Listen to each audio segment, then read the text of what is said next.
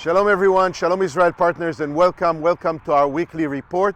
Today I want to speak real quick about the situation in Gaza, what's happening now in the war.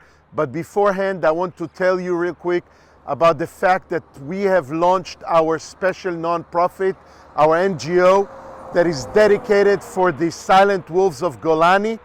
And next week, I have a lot of materials that I have to edit.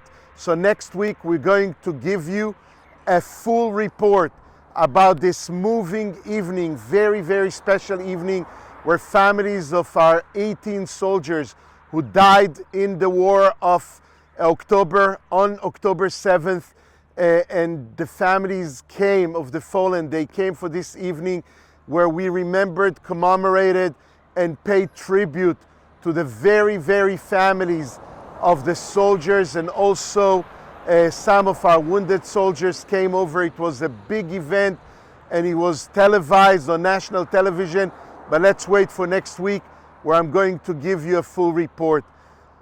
As we finish the evening though, we heard some devastating news that unfortunately the commander, Lieutenant Colonel Tomer Greenberg, who was the commander of our battalion number 13, together with our very commander of our company, Company B of the Silent Wolves, Major Roy, died as well.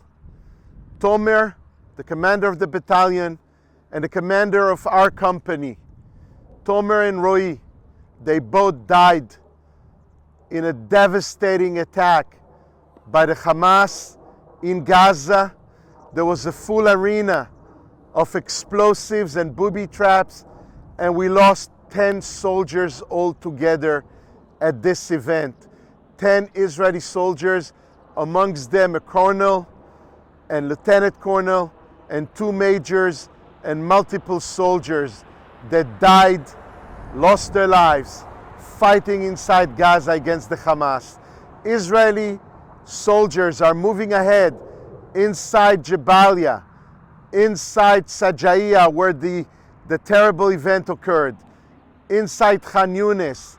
Throughout the Gaza Strip, Israeli soldiers are advancing, pushing away, defeating the Hamas.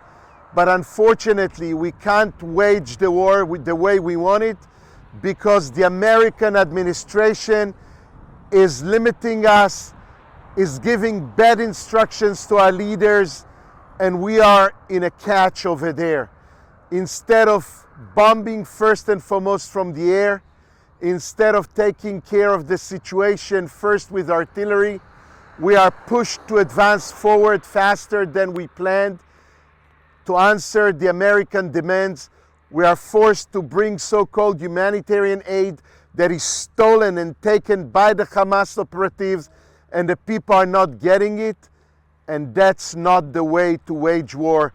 We should not be limited. We have to stand firm and still and strong against any pressure. So please stand with us, pray with us for the American administration to give us a slack and for us to be able to fight the way we planned to fight.